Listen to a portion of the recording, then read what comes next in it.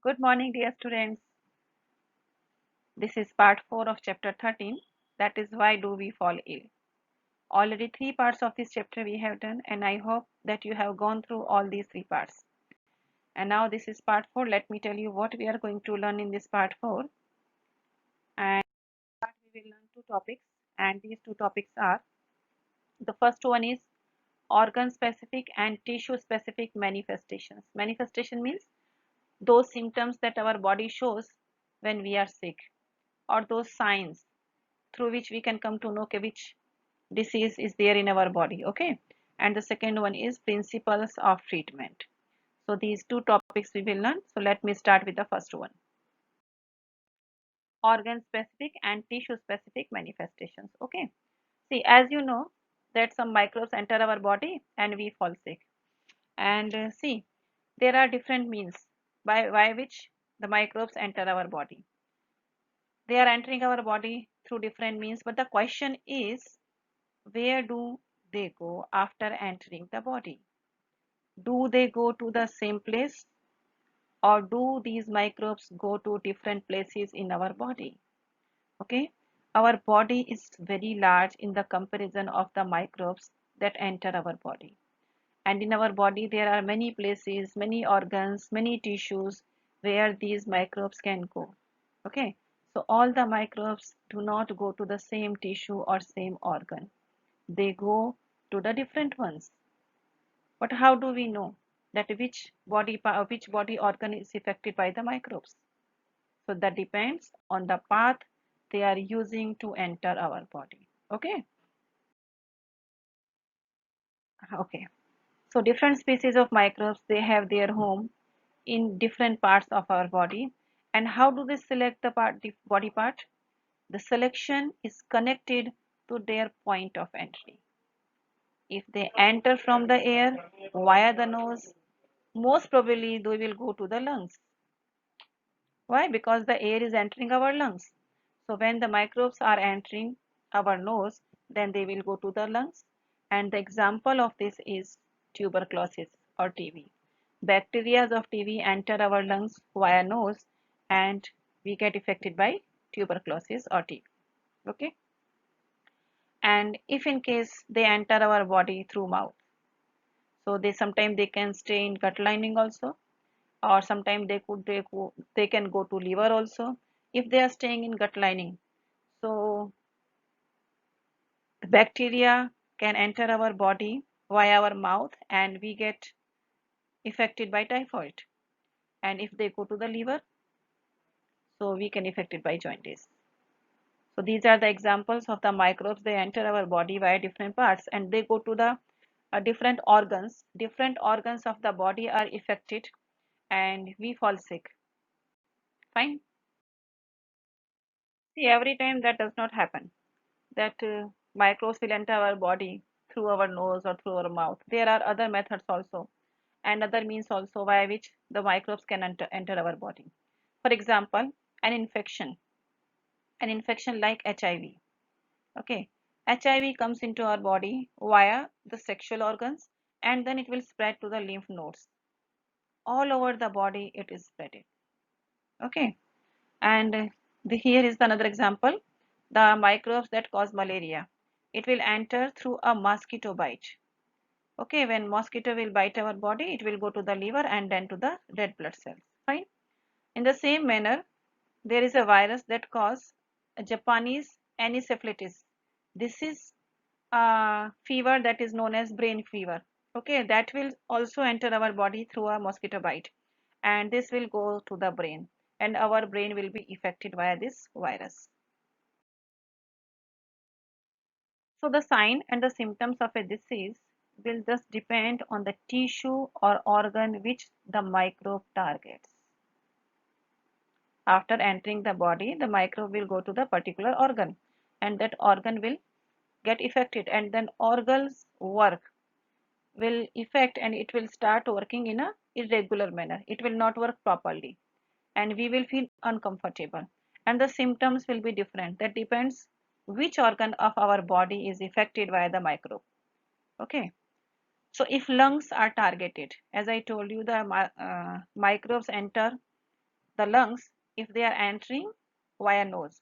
So with the air, those microbes will enter the lungs, and if our lungs are targeted, what will happen?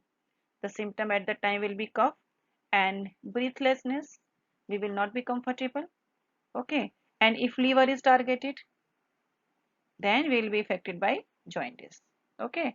And see, if the brain is targeted, then what will happen? See, we may observe headache, vomiting, fits, unconsciousness. So what do you see over here? You see that microbes enter our body. And to which part they will go? That depends on the path they are choosing to enter our body. And what will be the symptom? The symptom will also be different. And on which factor does it depend? It depends on which organ is affected by the microbes. Okay, so symptoms also differ. Now, see, we can imagine what the symptoms and sign of any infection uh, if we know that which body part, which body organ is targeted, or which body organ is targeted, then only we can come to know the symptoms and sign. Okay, and the function of that body organ or that tissue will also get irregular. Now, in addition, we can say that these tissue specific effects of infectious disease will be other common effects too. With the specific effects, other common effects will be there, and most of these common effects depend on the fact that the body's immune system is activated in response to infection. Every person has one's immune system, and as the microbe enter our body, immune system activates. Okay, and it fights with the microbes that are entering our body. Okay, and active immune system of the body that recruits many cells to the affected tissue to kill off the disease that are causing the microbes. recruit means recruit means the responsibility is given to some cells. Okay, what those cells will be doing, they will be killing of those disease causing microbes.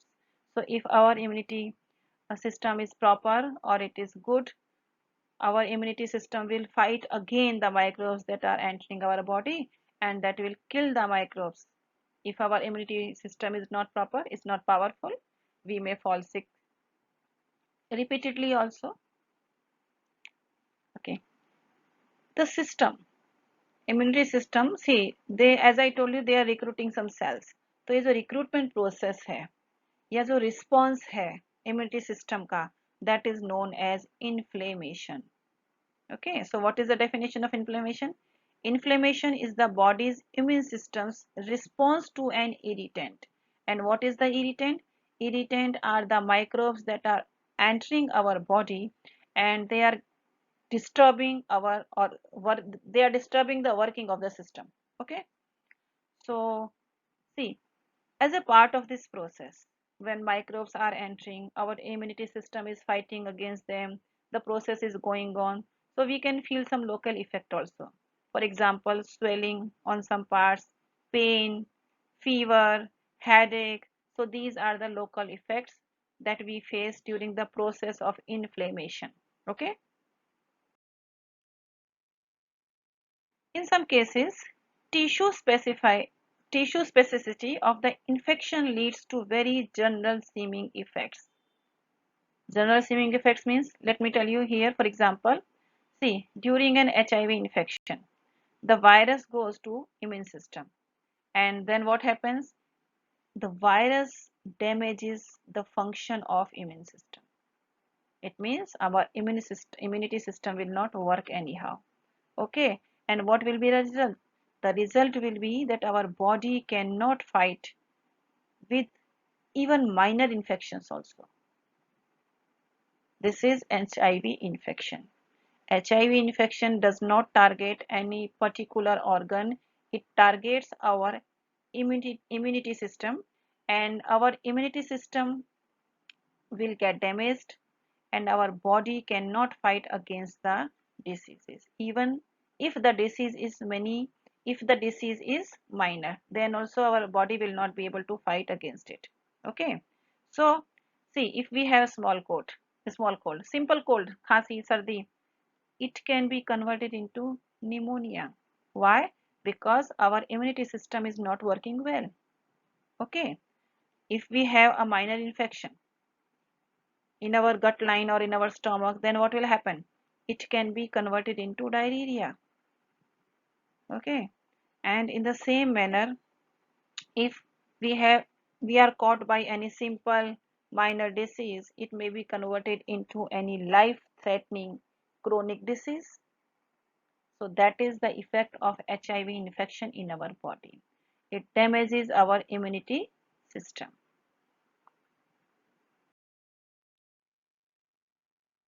Okay, here let us remember some points. Severity of the disease manifestation depends on the number of the microbes entering our body. Okay, if the number of microbes entering our body are small, so disease manifestations may be minor, or sometimes we don't even unnotice it. We feel that there is headache, and if we sleep for some time, we feel better. Okay, so microbes that are entering our body are very less in numbers, so the manifestations may be minor, or sometimes we may not notice it. But what happens when the number of the microbes are large in numbers? At that time, the disease can be severe enough to be life-threatening. It can lead to death also. So the immune system is a major factor that determines the number of the microbes surviving in our body. If our immune system is working well, it is powerful enough, it doesn't allow microbes to live inside our body for a long time. It kills them. But if our immunity power is not enough, we don't have enough immunity power, it is weak, at that time the microbes can attack us and we may fall sick for a long time. The next topic is principles of treatment. When any person falls sick, okay, so there should be a treatment for that. So can you tell us what are the steps taken by your family when you fall sick? Sometimes we feel better if we sleep for some time, and sometimes even after sleeping also we feel we need some other treatment. Sleeping only is not enough to cure. Okay, so we need some medicines. So the steps of treatment are different for different type of illness. Depends of how much microbes entered our body, how much our body is affected, which organs are not working properly. So the treatments is different for different diseases. Same treatment cannot be given to all the diseases, but sometimes some primary treatment like that, rest for some time. After taking rest for some time, we feel better. Okay, sometime it is okay and sometime it is not. But for to treat all the diseases, there are two ways. If we are treating the infectious diseases, so there are two ways. Let me tell you what are these two ways. They are: number one, to reduce the effect of the disease, and number two, to kill the cause of the disease. Okay, so these are the two ways by which we can treat any infectious disease. For the first one, we can provide treatment that will reduce the symptoms, and those symptoms are usually because of the inflammation. So if symptoms are reduced, we feel better. Let me explain this with example. See, we can take medicines. What will happen if we are taking medicine and taking rest for some time? The fever will come down, okay, and pain will also get reduced. और loose motions हैं तो वो भी ठीक हो जाएंगे. Sometime we take bed rest, or after taking bed rest we feel some energetic. So these are the treatment that will reduce the effect of the disease. Okay, and after doing all these things, we feel ki now we are fine, and we feel energetic, and it's fine. So all these things will enable us to have more of its available to focus on the healing. So this is the reduce the effects of, okay, but this kind of symptom directed treatment by itself will not make the infected microbe go away and the disease will not be cured. We just feel relaxed for some time, but the disease is not cured. only the effect is reduced. So what to do so that the microbes are killed and we are totally cured by the disease? Okay, so how can we kill the microbes? So one way is to use the medicine that kill microbes. After taking rest for some time, we can feel relaxed, but the microbes are not killed. The reason is there in our body. So how to kill those microbes and how to get our body disease free? The one way is use medicine. If you have gone through all those first three parts of this video, of this chapter, so you have seen there that microbes can be classified into different categories: virus, bacteria, fungi, protozoa, that we have discussed earlier in part 1, or I think part 2 of this chapter. Okay, if you have not gone through these parts, please go through all those parts, then only you will understand this part of the chapter. Fine. So as I told you, they are the microbes. They can be classified into different groups. They are virus, they are bacteria, fungi, and protozoa. Sometime what happens? See, sometime if virus have entered our body, so we need a particular medicine that will cure our body from the viruses. The same medicine will not work for virus and for bacteria. Why? Because as I told in earlier videos, that working process of virus and bacteria is different. Sometimes what happens? Working process of bacteria of different groups is also different. So we need particular medicine to cure our body by particular virus or bacteria. Okay. Okay. So what we were discussing? We were discussing that all the organism, they have their own biochemical life processes, and that is peculiar. Peculiar means special for that group or special for that particular virus or particular bacteria. Okay, and that is not shared with other groups. So if our body is infected by any particular microbe, we need a medicine that will be specially made for that particular microbe. So we have to find a drug that blocks the bacterial synthesis pathway without affecting our body. And that is why we take antibiotics. Antibiotics is the word that you all are familiar with. Okay, many times when you go to the doctor prescribe you the antibiotics. And those antibiotics have a particular course you have to take, then only you will be cured, otherwise not. Okay. So there are drugs that kill protozoa, there are drugs that kill viruses, there are drugs that kill bacteria.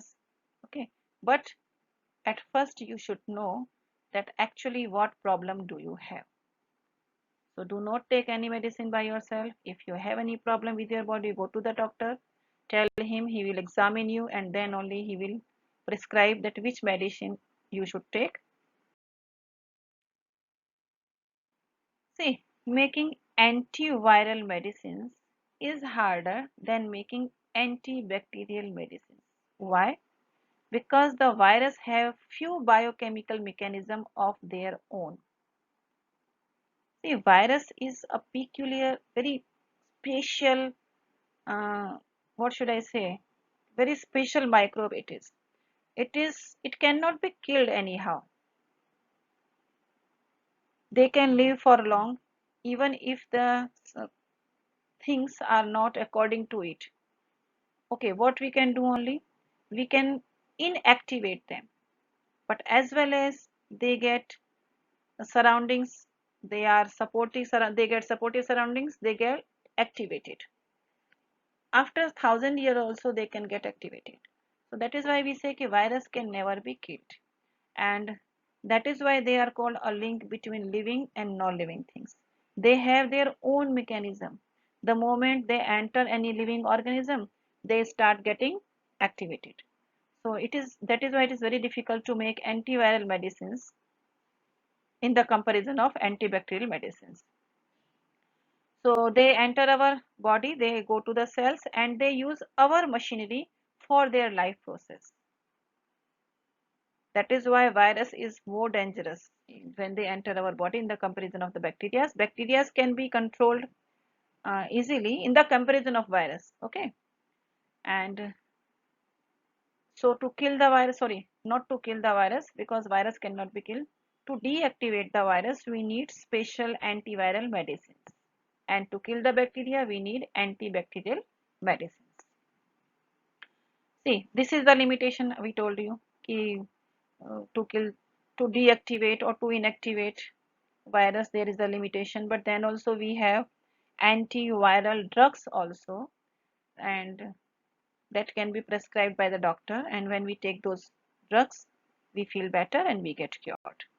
Okay, but remember, never and never take any drug without taking suggestion from the doctor. Okay student, this was part 4.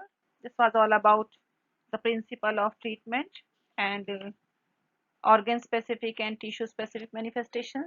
I hope you enjoyed the part, you enjoyed the session, and if you have any problem you can go through again through this part.